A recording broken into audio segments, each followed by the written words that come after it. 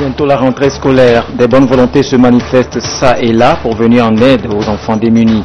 Des kits scolaires et des bourses leur sont offerts pour leur permettre de reprendre les classes avec espoir et assurance. Les Sierra-Léonais se terrent chez eux depuis hier sur instruction du gouvernement. Pendant 3 jours, 30 000 volontaires vont sillonner les quartiers pour sensibiliser sur le virus Ebola et détecter d'éventuels cas tenus secrets. Bonsoir. Une vague de générosité se déferle sur les enfants issus de familles pauvres à la veille de la rentrée scolaire. Le département officiel qui s'occupe de cette frange défavorisée, c'est bien sûr le ministère de l'Action sociale, de la promotion de la femme et de l'alphabétisation. Des colis remplis d'outils scolaires sont distribués ça et là aux enfants démunis. La ministre de tutelle a ouvert le bal des séries de distribution à Thiévier et à Lomé. Puis, les équipes ont pris le relais, offrant gratuitement ces kits partout sur le territoire aux enfants sans soutien. Gérard Lagoudou, Sylvain Abdou.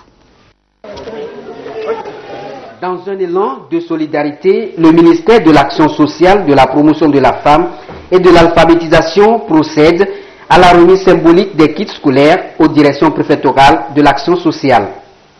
Des kits destinés aux élèves démunis et handicapés.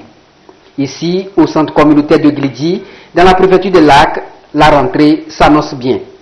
À quelques semaines de la rentrée scolaire, quand nous voyons certains parents acheter des fournitures scolaires à leurs enfants, nous nous demandons quel est notre sort. Où allons-nous trouver ce dont nous aurons besoin pour cette rentrée? Or, Dieu étant le secours perpétuel des enfants, il a incarné en vous le don de partage et d'assistance que nous bénéficions agréablement ce matin. Des Lacs, en passant par le Vaud, Yoto et Ave, l'ambiance reste la même. Dans l'Ave, en plus des kits, des jouets sont destinés aux enfants de la maternelle, geste bien apprécié tant par les autorités locales que les bénéficiaires qui rendent tout le mérite au chef de l'État pour ses actions en faveur de la population togolaise. Je suis très contente d'avoir ces kits et je rassure Madame la ministre et le chef de l'État d'en faire bon usage. Après la préfecture de Cloto, même son de cloche, appelé à l'auditorium préfectoral. Ici, la tradition annuelle est encore respectée pour soulager les couches vulnérables. Les enfants bénéficiaires de chaque préfecture ont été sélectionnés sur des critères bien précis. Les bénéficiaires de ces kits-là sont les enfants les plus démunis et vulnérables de nos préfectures et régions qui ont été identifiés par les services sociaux du ministère de l'Action sociale, de la promotion de la femme et de l'alphabétisation, et grâce à l'appui technique de l'Agence de solidarité nationale. Donc il y a un certain nombre de critères que nous avons remis à nos responsables de centres sociaux pour identifier ces enfants. Dans le projet, le kit primaire est évalué à 7 275 francs par enfant, le kit primaire. Et le kit secondaire, c'est 13 000 francs. Et le kit des enfants handicapés, c'est 22 500. C'est une opération qui a commencé depuis des semaines et nous avons eu déjà à faire la sensibilisation pour pouvoir mobiliser les ressources nécessaires pour la contribution que nous devons apporter à ces enfants. Actuellement, nous sommes à l'étape de la réalisation de cette opération. Cette année, nous avons innové en introduisant dans le kit que nous apportons aux enfants un kit spécial destiné aux enfants handicapés visuels. Et qu'est-ce que nous leur apportons concrètement? Nous leur apportons des rames de feuilles braille et également des tablettes sous forme de tableau et plus les poinçons pour leur permettre également d'aller à l'école dans de bonnes conditions. Au total, 7 000 enfants seront bénéficiaires du présent projet dénommé Rentrée solidaire pour le compte de l'année scolaire 2014-2015. Un chiffre qui pourra augmenter dans les années à venir en raison de l'engagement au niveau de chaque préfecture en vue d'atteindre les objectifs du millénaire pour le développement au Togo. Même geste à Bémé, une quarantaine de kilomètres à l'est de Lomé. L'Association universelle des jeunes pour la non-violence a profité de la journée de réflexion qu'elle a organisée pour redonner espoir et sourire aux enfants pauvres de la localité. Activité parrainée par le ministre de l'Enseignement supérieur et de la Recherche, Octave Nikoeborum. Carmen Madjeyakakou. L'Association universelle des jeunes pour la non-violence à Génovie, aux côtés des enfants démunis de Pémé. Pour cette rentrée scolaire 2014-2015, plus de 250 kits scolaires ont été distribués aux orphelins de la localité. Un geste de générosité pour permettre à ces enfants d'avoir accès à une éducation de qualité. Nous avons vu qu'il y a beaucoup de veuves ici à Pémé et les orphelins ne font que pulluler et ne vont même pas à l'école. Donc c'est pour cela que nous avons eu cette idée. Estimé à environ 1 500 000 francs CFA, ce don pour les bénéficiaires vient à point nommé soulager leur peine à la veille de cette rentrée scolaire. Je remercie l'association à Génovie de m'avoir aidé pour que j'aille à l'école cette année. Je promets que je réussirai au cours de cette année scolaire. Ce genre d'activité s'inscrit dans les actions prioritaires de l'État togolais en matière de protection sociale. L'objectif est de promouvoir l'inclusion et l'accès aux services sociaux des groupes les plus vulnérables. C'est pourquoi l'initiative a reçu l'appui du chef de l'État, Faure Sozimna Nyasingbe. Le chef d'État a voulu que nous venions voir à leur appel des jeunes orphelins avec leurs parents qui se disaient un peu démunis, fragilisés face aux besoins de la rentrée. Et donc nous sommes venus remettre des kits scolaires pour ces communautés fragiles pour appuyer leur désir d'aller à l'école.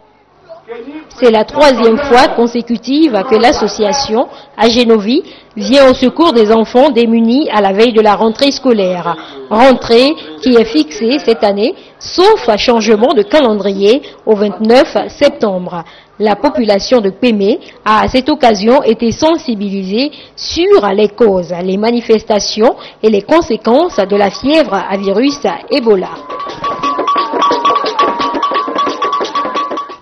Direction Le Vau, 50 km au nord-est de Lomé, les cadres de la préfecture ont fait preuve de citoyenneté et de leadership. En plus des enfants du milieu qui éprouvent d'énormes difficultés à s'offrir le nécessaire pour l'école, les enseignants volontaires ont été gratifiés de cadeaux afin d'être bien galvanisés pour la rentrée. Kit Nubupo.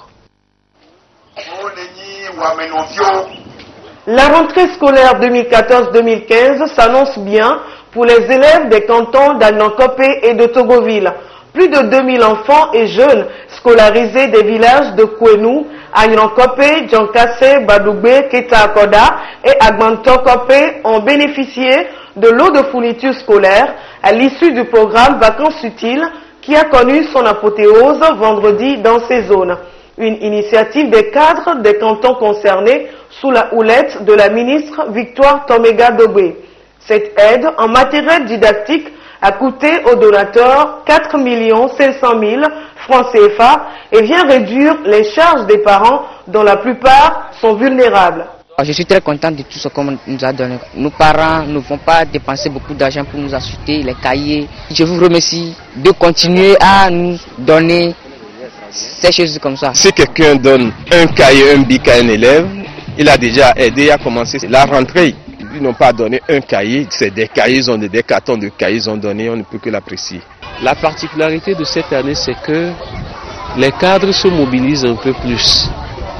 Les années antérieures, nous n'étions pas très nombreux et nous faisons juste un regroupement à un seul endroit de tous les élèves. Vous avez dû constater que nous n'étions pas venus seuls, les cadres se mobilisent, ce qui nous permet de disposer d'un peu plus de moyens et donc de passer dans chaque village pour donner les fournitures. Cette année, l'initiative Vacances utiles a été organisée dans 17 établissements scolaires du primaire, CEG et lycée. Plus d'1 million de francs CFA d'allocations ont été payés aux encadreurs que sont les enseignants volontaires, des étudiants et des directeurs d'école. Le programme a débuté en 2009 et se poursuit chaque année pour le bonheur des communautés.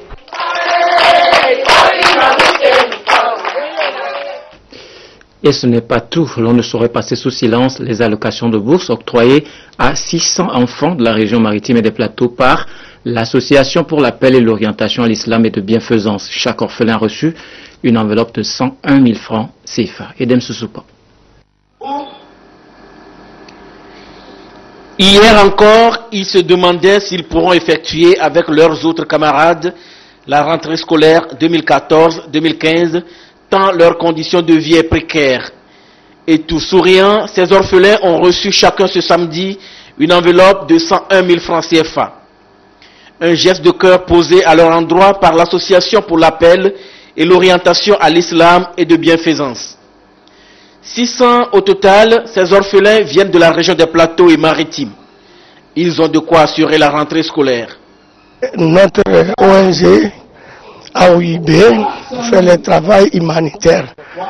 Bon, celui qui est très important pour faire souhaiter notre orphelin, celui qui a perdu son papa et sa maman.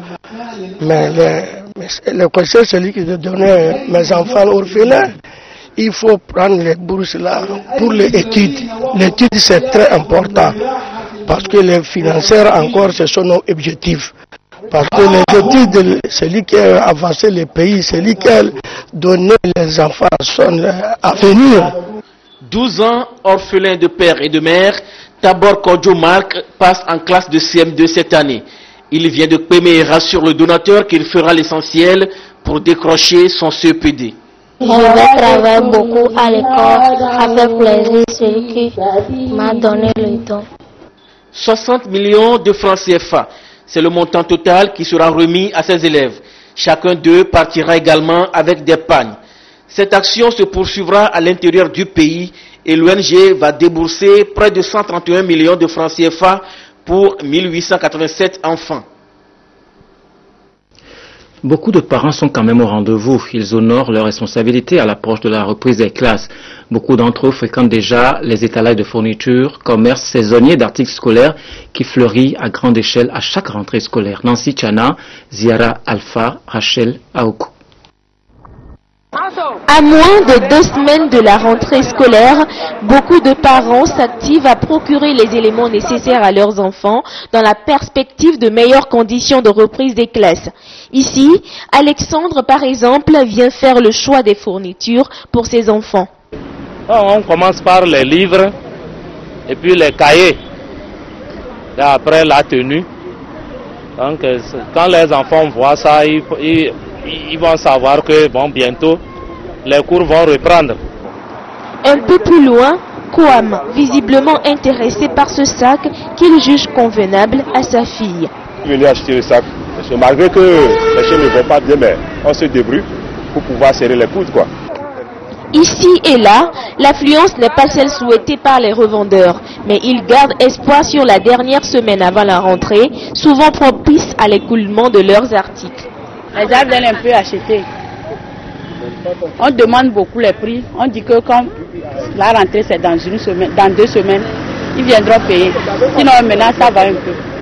Bic, sacs, livres et cahiers font l'essentiel de la liste des fournitures, mais également les tenues scolaires et accessoires intéressent les parents.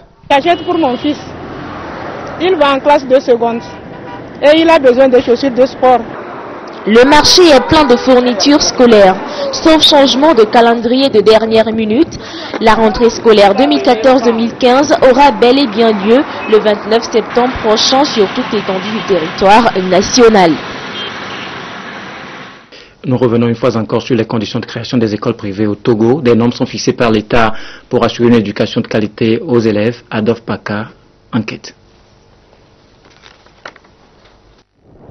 Nous sommes dans la zone périphérique nord-ouest de Lomé. À chaque 2 km en moyenne, on y trouve une école. Un phénomène de prolifération des écoles privées laïques a apparu il y a quelques décennies. Bien parti pour servir et combler le besoin en la matière, ces écoles qui poussent comme des champignons constituent aujourd'hui un véritable souci pour les autorités du monde scolaire. Nous avons des soucis dans la mesure où beaucoup n'ont pas respecté ou ne respectent pas les dispositions réglementaires qui régissent justement la création de l'école. Nous disons que tout candidat à la création d'un établissement scolaire privé laïque est tenu de retirer un dossier d'information auprès de la direction régionale ou de la localité où il se trouve, pour pouvoir, où il veut aussi implanter son établissement. Comme le stipule l'article 14 du nouveau texte fixant les procédures et conditions de création d'une école privée au Togo. Ici, nous sommes à l'école privée Le Jourdain. Elle au moins respecte les normes depuis sa création en 1993. On demandait le plan de masse, les plans de situation, et les plans des locaux. Et il faut aussi faire les règlements intérieurs de l'école, les règlements intérieurs pour les élèves aussi bien que pour les enseignants. Après, le comité a fait une visite sur les lieux. À la suite de ça, on nous avait délivré une autorisation probatoire qui devait durer 5 ans. Et ensuite, il y aura tous les 5 ans. Il n'y a pas d'autorisation définitive, mais une autorisation à renouveler tous les 5 ans. Plus loin sur notre passage, voici des cas qui laissent à désirer. Certaines construites dans des zones marécageuses. Là, c'est avec des classes semblables à des greniers. D'autres encore se présentent comme des maisons transformées en écoles. Sur ce mur, un communiqué, précisément un avis de recrutement des enseignants pour la rentrée prochaine. Dans cette situation, le besoin est toujours là et de nouvelles écoles continuent à faire leur apparition. C'est le cas de celle-ci en plein chantier. Elle ouvrira ses portes à la rentrée prochaine. Ça, c'est un projet nourri depuis 2008 que le projet existe. Et donc, par conséquent, toutes les formalités sont toujours faites avant d'obtenir ou bien avant d'ouvrir l'école. Et ça, c'est très important. Et pour le cas de notre institution, ça a été fait. L'équipe qui doit actuellement enseigner est déjà recrutée et est en train d'être formée. Le ministère de tutelle en tout cas veille au grain et entend redoubler de vigilance dans le contrôle cette année encore. Lorsqu'il nous sera permis de constater avec les équipes que nous sommes en train de mettre en place, eh bien les écoles vont, selon la réglementation actuelle, eh bien seront purement et simplement fermées. Parce que nous ne pouvons pas accepter que les enfants aillent là-dedans. Sauf si les propriétaires, les fondateurs s'engagent avec un calendrier de travail à nous montrer que, en effet, ils prennent des dispositions, sont en train de prendre des dispositions pour assainir les endroits. Il y a même des gens qui transforment leur maison en école. Et cela également, nous ne pouvons pas l'accepter. Autant de dispositions urgentes pour assainir les locaux. Mais la rentrée, quant à elle, approche de façon irréversible. Je voudrais dire, avec fermeté, que pour le moment, rien ne nous empêche de faire la rentrée qui est fixée au 29 septembre 2014. La rentrée 2014-2015 doit être effective le 29 septembre prochain.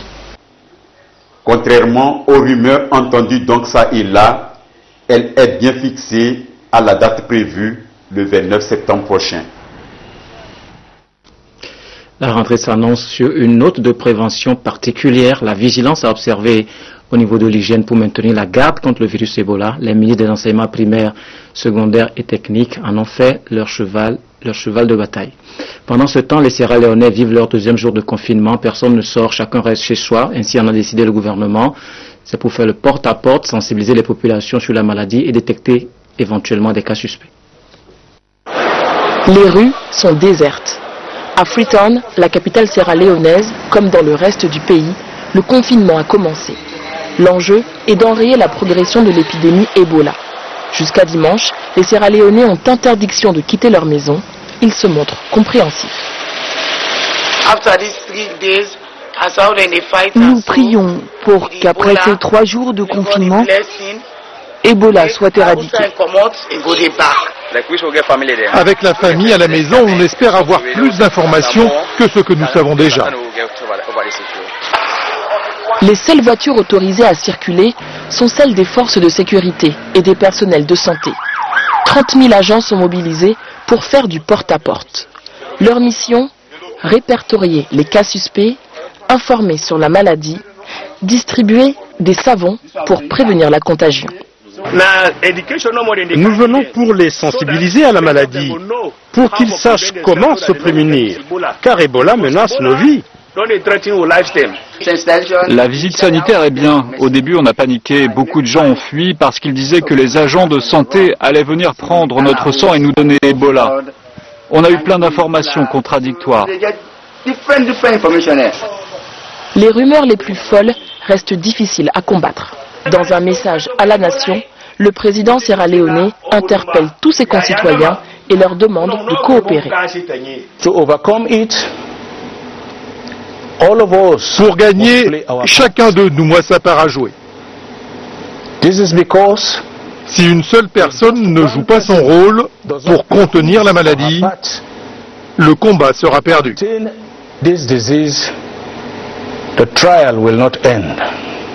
Loin d'être rassuré par cette mesure de confinement, certains Sierra-Léonais quittent le pays.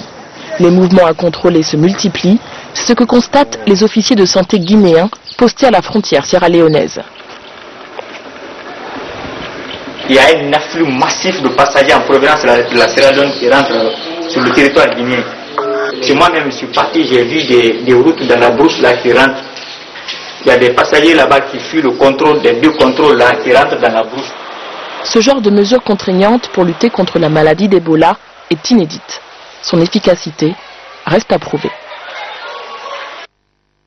Aujourd'hui, 20 septembre, c'est la journée des logiciels libres. L'événement a été marqué au Togo par une activité de sensibilisation effectuée par l'association togolaise des utilisateurs de logiciels libres ATUL. Nathalie Panegué pour le reportage.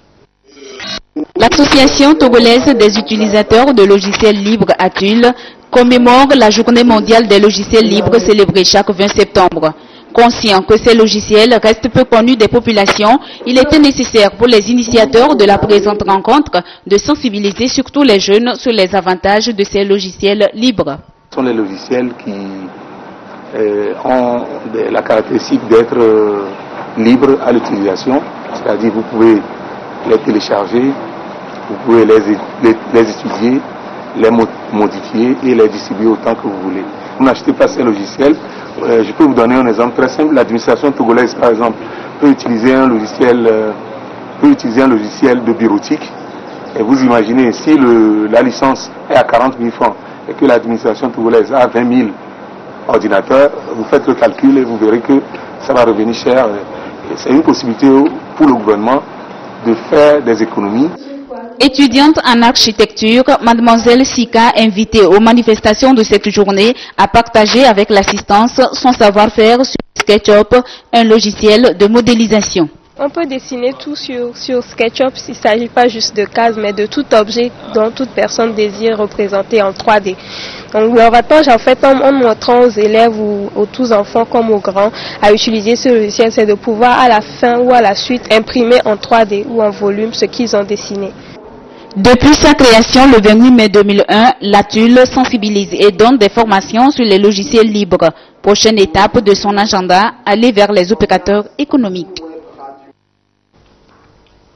En prélude à la journée internationale de la paix qui sera célébrée demain 21 septembre, la plateforme nationale de la société civile du Togo a organisé vendredi une marche de sensibilisation et de promotion du New Deal, un processus de renforcement de l'état de droit, processus dans lequel le Togo s'est engagé pour un développement durable. Il s'agit d'attirer l'attention des décideurs sur la mise en place d'actions stratégiques visant à promouvoir la paix. Nous y reviendrons. Écho du mercredi de l'entrepreneur à Lomé, le thème retenu cette fois-ci c'est la démarche qualité, enjeu pour la croissance des entreprises.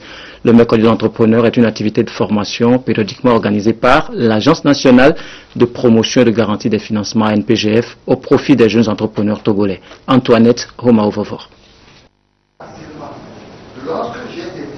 La qualité des produits et des prestations sont de nos jours exigées par les consommateurs et les clients. L'Agence nationale de promotion et de garantie de financement des petites et moyennes entreprises ANPGF a justement réuni à ce propos les entrepreneurs autour du thème « La démarche qualité, enjeu pour la croissance des entreprises ».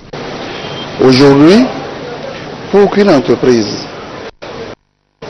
soit une entreprise de classe mondiale, minimum, c'est de se mettre dans une démarche qualité. La démarche qualité suppose que l'entreprise mettra en œuvre des méthodologies, des méthodes, des outils et des activités pour l'assurance qualité en vue d'obtenir de manière continue la satisfaction de ses clients. Les mercredis de l'entrepreneur permettent à ces acteurs de disposer des bonnes informations pour bénéficier des bons créneaux de vente. Les attentes de l'ANPGF sont plus ambitieuses. Cette démarche qualité est au cœur de toutes les préoccupations des entrepreneurs de par le monde entier. Donc le Togo ne peut pas être en reste. Le thème de ce jour, nous avons prévu le faire pour également appuyer le gouvernement togolais qui est en train de mettre en place les mesures incitatives pour permettre à nos entreprises nationales d'opter pour la démarche qualité. La démarche qualité ne permet pas seulement aux entrepreneurs de se maintenir sur un marché très concurrentiel, mais plutôt leur impose de rester en perpétuelle amélioration. Par conséquent, instaurer une démarche qualité au sein d'une entreprise n'est plus une question de choix, mais une obligation pour construire une entreprise forte, viable et rentable. L'hôpital Saint-Jean-de-Dieu d'Afagnan dans la préfecture du Bas-Mouno célèbre ses 50 ans. Pour marquer la fin des festivités de ce jubilé d'or, une messe d'action de grâce a été dite ce samedi en présence de plusieurs délégations venues d'horizons divers. Ramdan Bassina. L'hôpital Saint-Jean-de-Dieu d'Afagnan dans la préfecture du Bas-Mouno a aujourd'hui 50 ans. C'est un hôpital de référence en matière de prise en charge des patients souffrant de diverses pathologies.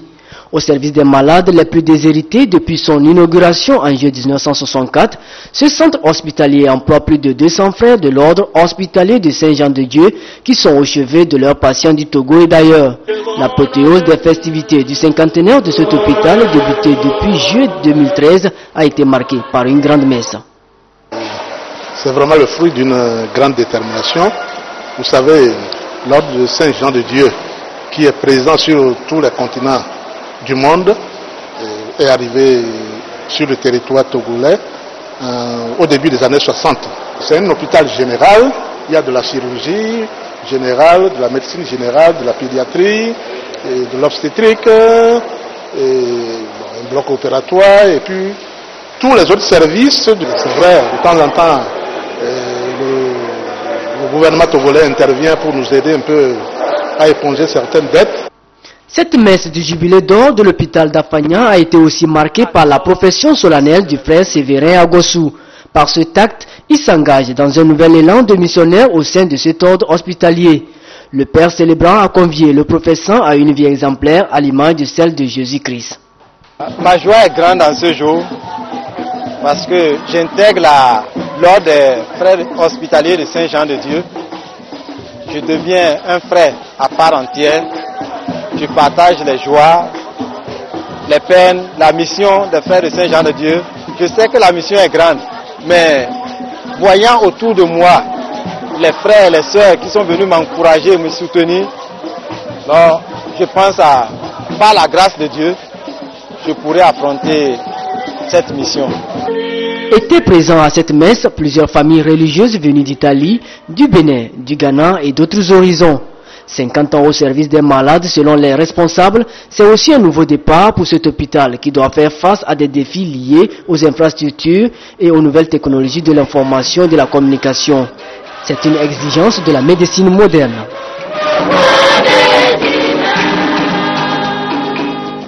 Et pour finir, voici pour vous la voix innocente des enfants qui chantent en chœur. Ils ont participé au concours de chant choral initié par l'Organisation panafricaine de l'art et de la culture. Augustin Kossi, Clarissa Ticlé.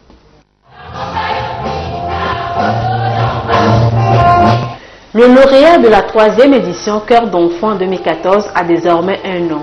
Chœur immaculé de Marie de la paroisse Notre-Dame des Douleurs de Kpali-Devi.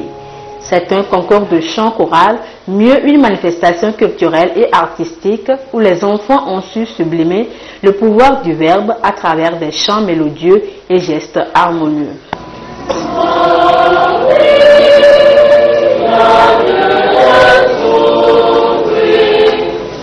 C'est notre joie ce soir de remporter encore, c'est pour la 3e édition, nous sommes là, nous avons remporté la 1re édition et Dieu merci, nous avons encore remporté la 3e édition.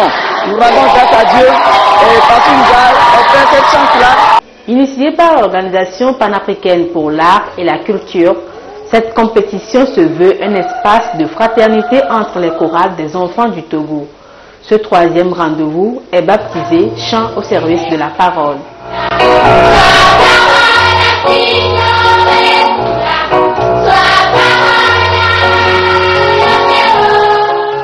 Nous voulons véhiculer à travers ce thème qu'aujourd'hui les enfants ont besoin de chanter en comprenant ce qu'ils chantent. Et c'est aussi un thème qui a été pris en tenant en compte beaucoup de sujets tels que la négligence des enfants au niveau des chants chorales. 7 chorales ont déployé sur scène leur ingéniosité et créativité pour séduire le public. La deuxième place est finalement occupée par le chœur d'Épiphanie de la station secondaire Saint-Jean-Baptiste de Yokwe. Le trophée 2014 porte le nom Saint-Jean-Paul II, référence faite ici à son esprit missionnaire et à sa dévotion particulière pour la jeunesse.